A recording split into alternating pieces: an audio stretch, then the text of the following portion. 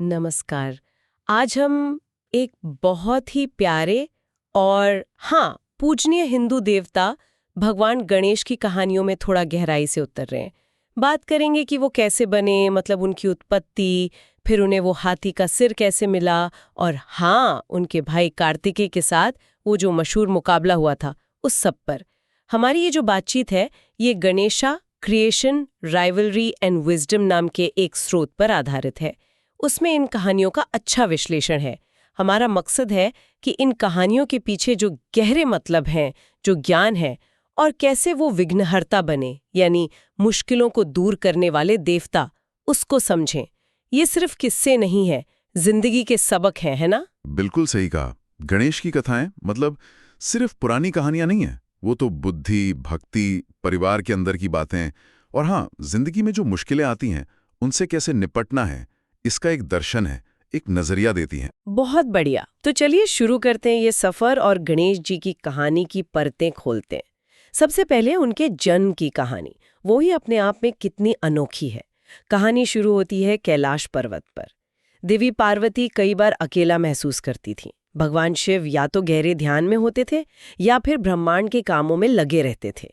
तो स्रोत बताते हैं कि पार्वती जी ने सोचा कि काश एक बेटा होता जो उनका साथी भी हो और उनके एकांत की रक्षा भी करे, कोई जो पूरी तरह से उनका अपना हो। फिर एक दिन वो नहाने की तैयारी कर रही थी तो उन्होंने अपने शरीर पर लगे हल्दी के उपटन से, जो पवित्रता और अच्छाई का प्रतीक है, एक बालक की मूरत बनाई और उसमें अपनी दिव्य शक्ति से जान डाल दी। वो बालक बहुत तेजस्वी था, शक्तिशाली और पूरी तरह अपनी माँ के लिए समर्पित। पार्वती जी ने उसे गणेश नाम दिया और कहा, तुम दरवाजे पर पहरा दो, मेरी इजाजत के बिना कोई अंदर ना आए। ये दिलचस्प है। यहाँ पर गणेश का जन्म देखिए किसी पारंपरिक तरीके से नहीं हुआ। वो सीधे पार्वती की इच्छा शक्ति, उनकी दिव्य ऊर्जा मतलब शक्ति से बने, वो भी हल्दी जैसी पवित्र चीज से। ये दिखाता है कि स्त्री शक्ति कितनी स्वतंत्र और रचनात्मक हो सकती है। उनका सीधा जुड़ाव देवी से है। वाकई बिल्कुल अनोखा। तो छोटे गणेश पूरी वफादारी से दरवाजे पर पहरा दे रहे थे। तभी भगवान शिव शायद किसी लंबे ध्यान या यात्रा से लौटे। उन्हें पता ही नहीं था कि पार्वती का कोई नया बेटा भी है। जब उन्होंने अंदर जाना चाहा तो गणेश ने बड़ी नरमी से लेकिन मजबूती से उन्हें रोक दिया। स्रोत बताते हैं कि गणेश ने कहा, माँ की आज्ञा है, उनकी इजाजत के बिना कोई अंदर नहीं जा सकता। अब शिवजी, जिन्हें कैलाश पर कभी किसी ने रोका नहीं था, वो पहले तो चौंके, फिर उन्हें गुस्सा आ गया। उन्होंने पूछा, तुम कौन हो मुझे रोकने वाले? मैं कैलाश का स्वामी हूं। गणेश ने बिना डरे जवाब दिया, मैं गणेश हूं, पार्वती का पुत्र, और मैं मां की आज्ञा मान रहा हूं। जी। बात बढ़ गई। शिवजी ने अपने गणों को भेजा कि इस बालक को रास्ते से हटाओ। लेकिन यहां एक और हैरान करने वाली बात हुई। पार्वती की शक्ति से भरे हुए गणेश ने अकेले ही शिव के सारे शक्तिशाली गणों को हरा दिया। वो भी हैरान रह गए होंगे। ये सोचने वाली बात है कि एक बालक में इतनी शक्ति कहां से आई कि शिव के अनुभवी गण भी हार गए। स्रोत यही इशारा करते हैं कि गणेश की शक्ति का सोर्स खुद पार्वती की वो असीम दिव्य ऊर्जा थी। वो सिर्फ एक बालक नहीं थे, वो तो जैसे साक्षात शक्ति का ही रूप थे, जिन्हें एक खास मकसद के लिए बनाया गया था, माँ की आज्ञा मानना। उनका पराक्रम उनकी उत्पत्ति से जुड़ा था। समझ गई। लेकिन इसका अंत तो दुखद हुआ। अपने गणों की हार और बालक की जिद से शिव जी का गुस्सा बहुत बढ़ गया और उस दिव्य क्रोध के पल में उन्होंने अपने त्रिशूल से बालक गणेश का सिर धड़ से अलग कर दिया। गणेश वहीं गिर पड़े बिना जान के। ये क्षण वाकई दुखद है और कई स्तरों पर सोचने को मजबूर करता है। एक तरफ गणेश का कर्तव्य है माँ की आज्ञा मानना, दूसरी तरफ शिव का अधिकार अपने ही घर में जाना। ये एक नाटकीय टकराव है। और ये भी दिखाता है कि बिना पूरी बात जाने या बिना बातचीत के कोई एक्शन लेने के कितने भयानक नतीजे हो सकते हैं। शायद अगर दोनों एक पल रुकते, बात करते, तो ये होता ही नहीं। बिल्कुल। और इसके बाद जो हुआ, उसने तो जैसे ब्रह्मांड को हिला दिया। जब पार्वती जी बाहर आईं और अपने प्यारे बेटे को मरा हुआ पाया, उनका दुख एक भयानक गुस्से में बदल गया। स्रोत बताते हैं कि उनके क्रोध से जैसे प्रलय आने वाला था। उन्होंने कहा कि मैं पूरी सृष्टि खत्म कर दूंगी। बाप रे। सारे देवता, ऋषि सब डर गए। वो सब शिव जी के पास भागे और कहा कि पार्वती जी को शांत कीजिए। शिव जी को भी अपनी गलती का एहसास हुआ। पार्वती का वो रूप देखकर उन्होंने स्थिति को ठीक करने का वादा किया। उन्होंने फौरन अपने गणों को आदेश दिया कि पृथ्वी पर जाओ और उत्तर दिशा की तरफ सिर करके सो रहे या मिलने वाले पहले जीवित प्राणी का सिर ले आओ। ये जो उत्तर दिशा वाली बात है, इसका कोई खास मतलब था क्या, या बस ऐसे ही कह दिया? नहीं, ये ऐसे ही नहीं लगता। हिंदू परंपरा में उत्तर दिशा को अक्सर ज्ञान, आध्यात्म, पवित्रता और शुभता से जोड़ा जाता है। कैलाश पर्वत भी तो उत्तर में ही है, तो उस दिशा में मुंह किए प्राणी का सिर लाना एक तरह से प्रतीक था कि जो नया जीवन मिलेगा वो ज्ञान और शुभता से भरा होगा। अच्छा, ये बात है। हाँ, तो गण पृथ्वी पर गए और उन्हें एक शक्तिशाली हाथी मिला जो उत्तर की ओर सिर करके लेटा था। वो आदर के साथ उसका सिर लेकर कैलाश वापस आए। शिवजी ने फिर उस हाथी के सिर को गणेश के धड़ पर लगाया और अपनी दिव्य शक्तियों से उन्हें फिर से जिंदा कर दिया। गणेश जी उठ बैठे। उनका नया रूप, इंसान का शरीर और हाथी का सिर, उसमें से ज्ञान, शक्ति और एक अजीब सी शांति झलक रही थी। पार्वती जी अपने बेटे को फिर से जिंदा देखकर बहुत खुश हुईं। हाँ, स्रोत ये भी कहते हैं कि वो थोड़ा हैरान भी थीं उसके बदले रूप को देखकर, पर माँ का प्यार तो सबसे ऊपर था जी। शिवजी ने भी गणेश को पूरे दिल से अपना बेटा माना और उन्हें कई वरदान दिए। उन्हें बनाया विघ्नहर्ता, यानी सारी रुकावटें दूर करने वाला। उन्हें गणपति बनाया, यानी सभी गणों का प्रमुख। और सबसे बड़ा वरदान ये दिया कि कोई भी शुभ काम या पूजा गणेश जी को याद किए बिना शुरू नहीं होगी। अगर हुई तो सफल नहीं मानी जाएगी। छोटी पैनी आंखें एकाग्रता और बारीक नजर का प्रतीक हैं। लंबी सूंड कुशलता, लचीलेपन और सही गलत में फर्क करने की क्षमता दिखाती है। और उनका एक टूटा हुआ दांत, जिसे एक दंत कहते हैं, हाँ, एक दंत, वो ज्ञान पाने के लिए किए गए त्याग और मजबूत इरादे का प्रतीक है। कुछ कहानियां हैं कि महाभारत लिखने के लिए उन्होंने अपना दांत तोड़ा था। ये पूरा रूप इंसान और जानवर के मेल और मानवीय और दैवीय गुणों के संगम को भी दिखाता है। वाह, ये प्रतीक तो कमाल के, खासकर एक दंत वाली बात, त्याग का इतना गहरा मतलब। अच्छा, अब आगे बढ़ते हैं गणेश जी की जिंदगी की एक और मशहूर कहानी पर, उनके भाई कार्तिकेय के साथ वो मुकाबला। जी।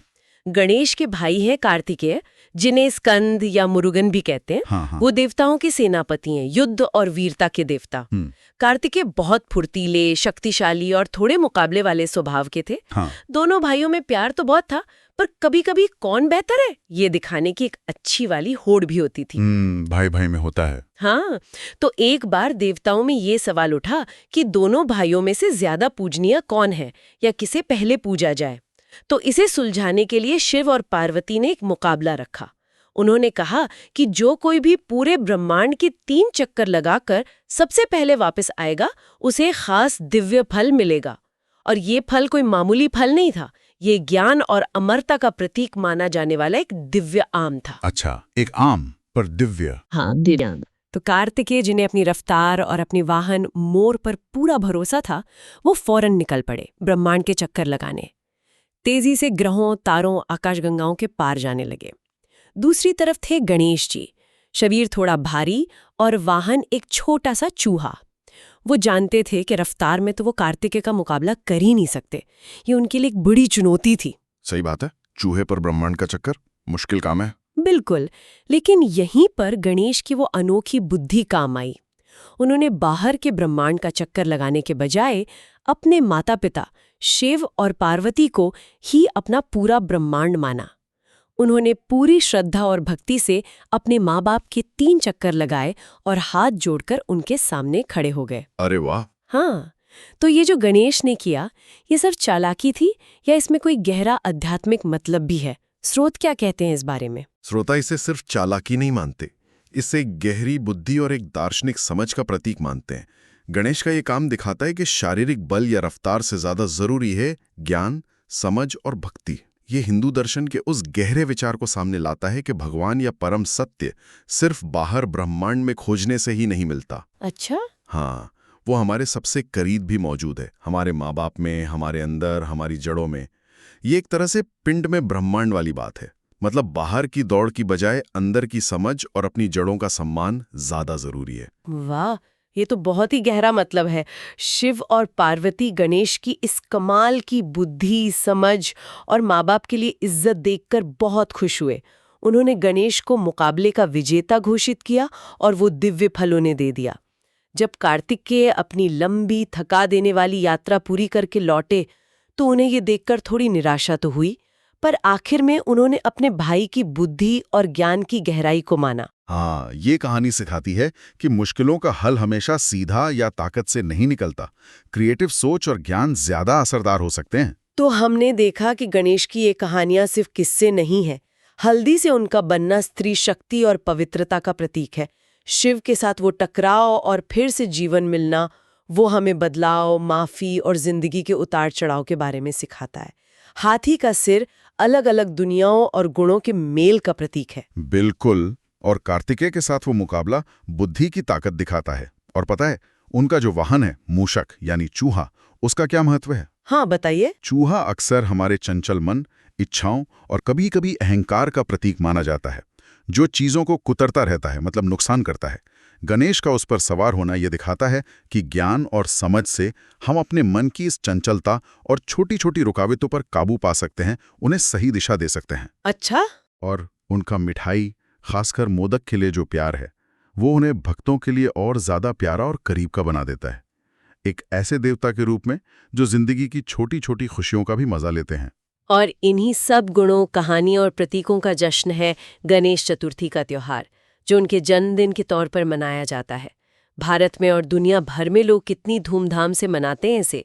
बड़े बड़े पंडाल लगते हैं, घरों में मूर्तियां आती हैं, खास पूजा होती है और ढेर सारे मोदक बनते और बंटते हैं। जी हाँ। लोग सफलता, ज्ञान और जिंदगी की मुश्किलों को दूर करने के लिए उनकी पूजा करते हैं। और त्योहार के आखिर में मूर्तियों का विसर्जन भी कितना सिंबॉलिक है। ये उनके निराकार रूप में लौटने और भक्तों की परेशानियों को अपने साथ ले जाने का प्रतीक माना जाता है। बिल्कुल। तो जैसा हमने इस पूरी बातचीत में देखा, भगवान गणेश की कहानी सिर्फ उनके अनोखे रूप या किसी मुकाबले में जीतने तक ही नहीं है। ये कहानी है ज्ञान की, बदलते हालात में ढलने की, अपने फर्ज को निभाने की, माँ बाप के लिए गहरे सम्मान की और हाँ, विनम्रता की ताकत की। निश्चित रूप से ये हमें सिखाती है कि जिंदगी में मुश्किलें कई तरह की आती हैं। कुछ बाहर से होती है जैसे दुनिया की चुनौतियां, और कुछ अंदर से जैसे हमारे अपने शक, डर या हमारी सीमाएं। गणेश जी का जीवन और उनका प्रतीकाद हमें ये प्रेरणा देता है कि इन मुश्किलों को पार करने के लिए सिर्फ शारीरिक ताकत काफी नहीं है। हमें बुद्धि, क्रिएटिविटी, समझ और भक्ति का इस्तेमाल करना होगा। उनका विघ्नहर्ता रूप इसी पूरे नजरिए को दिखाता है। आज की इस चर्चा के बाद स्रोत से मिला एक विचार मन में घूम रहा है। गणेश ने ब्रह्मांड की वो जो बाहरी, कभी न खत्म होने वाली दौड़ थी, उसमें शामिल होने के बजाय अपने माता पिता के चक्कर लगाए, क्योंकि उनके लिए वही पूरा ब्रह्मांड थे, वही उनका केंद्र थे। ये हमें सोचने पर मजबूर करता है, क्या हम भी अपनी जिंदगी में अक्सर बाहरी कामयाबियों या दूसरों की वाहवाही या लक्ष्यों की एक अंतहीन दौड़ में लगे रहते हैं? क्या इसके बजाय अपने केंद्र यानी अपने मूल्य, अपने रिश्ते, अपनी जड़ें, अपना अंदर का सच, इनको पहचान कर और इनके चक्कर लगाकर, मतलब इनको अहमियत और सम्मान देकर, हम ज्यादा गहरा ज्ञान, संतोष और जिंदगी की मुश्किलों को पार करने की असली ताकत पा सकते हैं? इस पर सोचिए है जरूर।